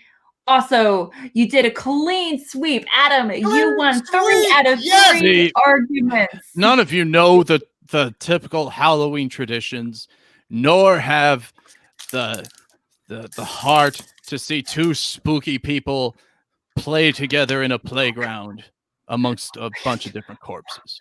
Oh, what a day! Oh, what a lovely day! Thank you so much. Let's take the wasteland together, War Daddy. Let's do it. Yeah! Oh, I knocked Victory over. shall be yours. I knocked over Gordon. I feel terrible. He'll be. Gordon? He's okay. Oh, the Boat Cthulhu situation? Yeah, That's not Cthulhu, technically. Gordon's okay. He's fine. I just checked in on him. But yes, Adam Witt, let's ride the rails together because apparently this is a train. Let's do it. I'll drive that tanker. Oh, what a day. Oh, what a lovely day. 'Tis a lovely day, and kudos and congrats to you, Mr. Witt. Oh my gosh, yes. We did have quite, it's like overall, congratulations to Adam Witt for our winner today. And there's a lot of cutback in the chat being like, what? And also poor Gordon. He's okay. He's okay. I will give him his little bony bits of cereal, oddly enough, and he'll be okay. He's fine. His bony bits would probably be like some more murder mystery cereals. Yeah, that's probably what he's needing more than anything. Yes. Little bony bits. That's the name of the cereal. No, that's the new one. It's just going with the bowl, going, please. It's lovely. I love it. Okay, we are gonna bring in. Rudy By the way, we are gonna bring in. Very I keep interrupting. I apologize. Please go. Please go. I'm sorry. Well, I was going to say we are going to be bringing in our ghost judge here in just a few seconds. But before that, I do want to issue some congratulations to our winner today. And obviously, you're celebrating, with what is that? I'm awaited in Valhalla. Look at that. Look at that man, all shiny and chrome. It's beautiful. My world is fire and chrome. Oh, it's beautiful. Oh, so majestic. This is my new look. How do you wash it off? Can you wash it off? We'll find out. Why do you want to? That's the real question. When you've done that to yourself, why not just keep it? Yes. And over in Nat, do you have anything to say to our winner? Yeah, I mean, this was a really close battle. I think the last question really went down to what you value more on Halloween, being with your family or, serial killers. I went a certain way. The audience disagreed. But, I mean, it was a super close contest. It could have gone either way. Yes, absolutely. It's kind of funny how, it's really important to judge because, our voters in the chat, they actually had a very different opinions over the winners because they actually had Warfather winning 2 out of the 3 debates. So it's kind of, interesting that this kind of happened this way because our judges vastly disagree, but that just means we have to bring y'all back and maybe have another one for who knows Christmas. Let's see what happens. But I am perfectly satisfied being the people's champion. People's champion. We'll take this up again, Warfather. Definitely. This won't be the last time we've met in the field of battle. It will not. Hammer to blade, we will clash once again. We'll find out who's the real champion. The real champion is, in fact, our ghost judge, which is, if I can bring him up here in a split second. Witches. Does Ghost Judge have any cereals? Hey! friends. Do not become addicted to the Schmoebates. How's it going, guys? That's not a problem. It is a ghost. It is a ghost. Of course, it's a ghost. How's it going, guys? Goes okay. How are you? Going good. So first off, I just want to say thank you, Alex, and thank you, Nat, for bringing me in on this. This was great. And also to both of you guys, seriously, it was a close match at certain points. Like, I mean, hell, even Nat, like if you could go back and you could see some of the chats between them, I'm just like, God, I was going back and forth on quite a bit of them. So kudos to both you guys. Warfather, you're freaking awesome. Witt, freaking love you, dude. So love you, Ghost. Love you. Dungeon all the way. Yes. Collusion. Now, Andres. Yes. Okay, Andres, I gotta know overall. You say you and Nat were kind of going back and forth in the chat quite a bit, talking about Adam had me until this part, and Warfather had me here and then lost me. This kind of thing. There's a lot of back and forth. There's a lot of going to and from. Was there any question in particular that it just came down to the closing statement? Honestly, it was probably both round 1 and 3 for me, actually, because round 1, I was kind of leaning a little bit on. Sorry, Adam. I was leaning a little bit on Warfather at that point, and then you sold me on the overall arc of your franchise right there by sending Bateman into space. All right, you got me there, dude. You got me there. Once a franchise sends him to space, it's legend. Where else? Every horror franchise dies in space, right? Goodbye, Fast and the Furious, then. And they're going to space. It's inevitable. And Andres, what about Warfather? What was your favorite answer that you heard him argue of the questions tonight? Oh, I mean, definitely my favorite one was, I mean, in the first round, when you had brought up the fact that Meyer was like sucking the souls of all the Schmoedown competitors, that's when I was just like, oh, this is genius. That is genius right there. And like that was a really great answer, I would say. That was probably my favorite one out of the bunch. Mm-hmm. Well, thank you so much. That is so flattering. I love them. Kayagos, did you think of any General Mills serial killers? Yes, during the course of the. Oh goodness. See, I had one and then I didn't write it down because I'm that boop. But oh man, there were Fruity Devils. I'll give you one. Mm-hmm. Special Krugers. It's okay. That's okay, yeah, but oh man, yeah, no, like honestly, the entire time that you were going back and forth on serials, like, thank God I was muted because I was losing my shit over here. Like, I was just becoming a wheezing just thing of nothingness on this other end. So, thank you so much for that, by the way, guys. Well, good to see you again. Yeah, good to see you too. Good to meet you. Good to see you too, Warfather. But yeah, no, like Warfather, I've seen you on some other things as well too. Like, correct me if I'm wrong, you were just on Tournament of Nerds, weren't you? I believe you're confusing me with my roommate, Eric Barnes, who was on Tournament of Nerds. Yes. Because I remember that same setup right behind you. That's why. So it's just like, yeah. Yeah, so. He was keeping me awake with some leather-faced therapist character or some nonsense. Oh, goodness. Just trying to read. Oh no! It was like books. It was like, who has time for books when you study movie trivia? Who has time? Okay, well, we are going to be wrapping things up. Who has real time? Oh, we are going to be wrapping things up.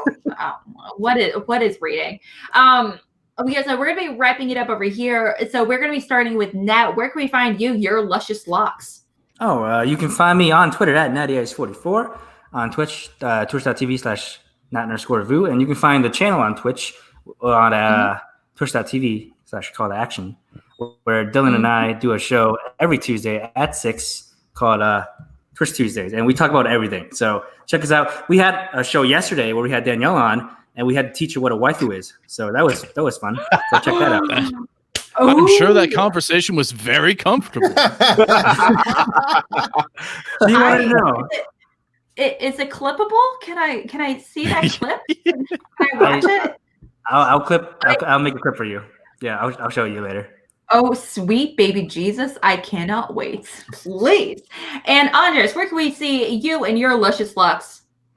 Well, you can find me on Twitter and Instagram as Galagos. You can also find me on twitch.tv as Galagos209, where I'm going to be playing a couple of things here and there. I'm hoping to get my Resident Evil 3 stream started up. I just finished playing all of Resident Evil 2 all in one sitting, which I'm particularly proud of. So there's that to look forward to. And, you can find me over on Video Drew's channel every now and again for her Video Chronic pop culture quizzes. Oh, is there any upcoming quiz that you're going to be participating in? She does one every day, as far as I could tell.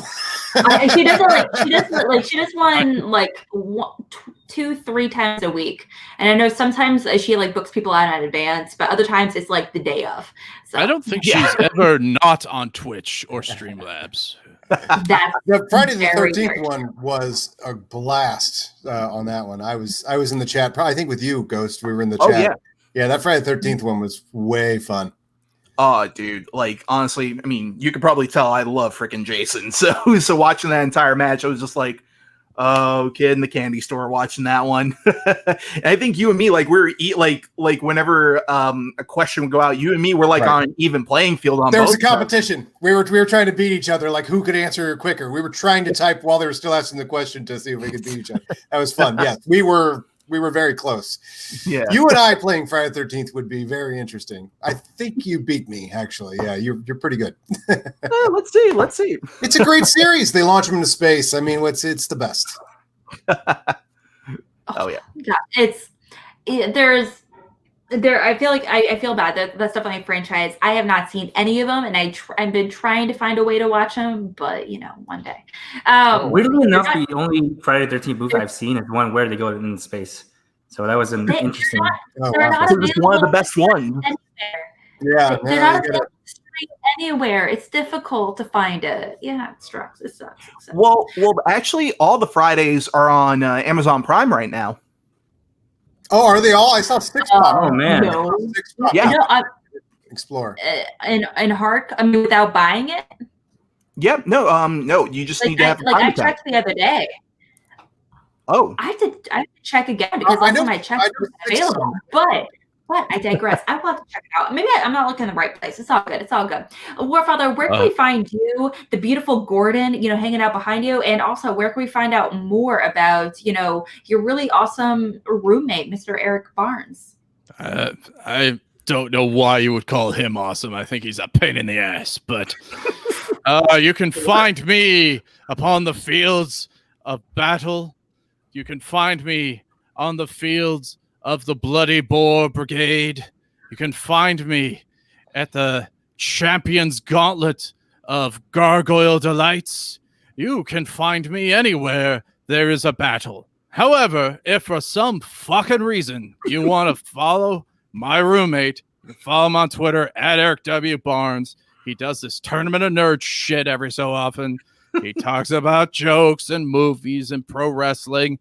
And he's occasionally on fine podcasts and web series like this one. So if you like whatever the hell he's up to, follow him at ERIKWBARNES. I'm sure he'll be happy to hear that. That's part of my rent. That is part of it. That is a good way to, I would love to pay rent by just, giving out, my roommates,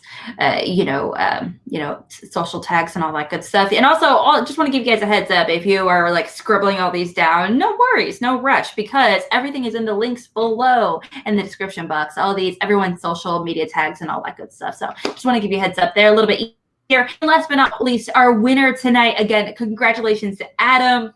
Obviously doing a huge, amazing, clean sweep.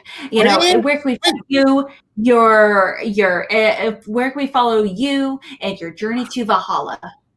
The Journey to Valhalla is paved with a very special Movie Guys special this Sunday.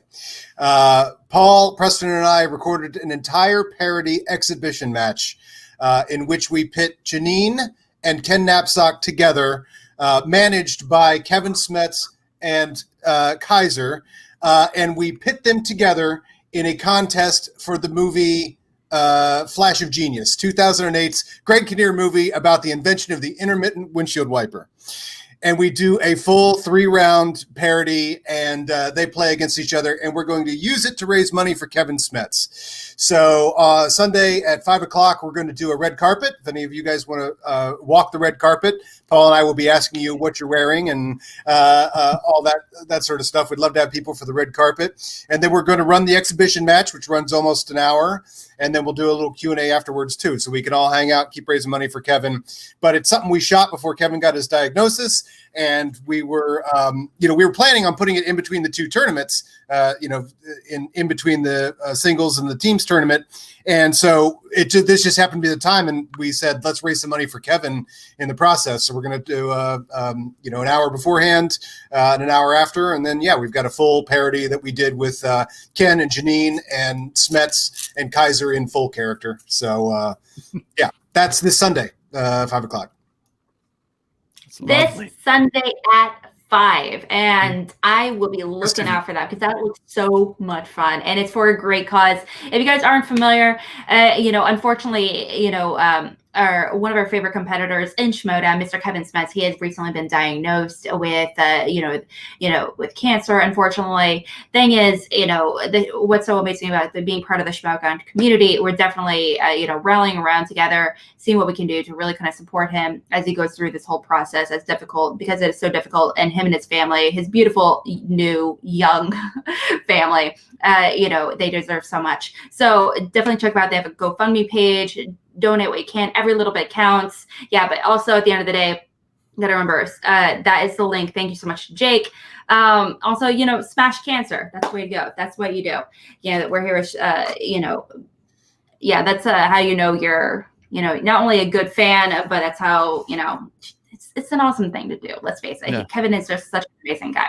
Yeah. So, and as we're going to be wrapping it up here, you can also find me at @RealAlex_Alex Mike. You can also find me over at Cinema Bias. I host a show with Video Drew called Cinema Bias, where we dive into movies that challenge us. I watched for the first time very recently Texas Chainsaw Massacre, and I had a lot of thoughts. Oh. You watched it for the first time?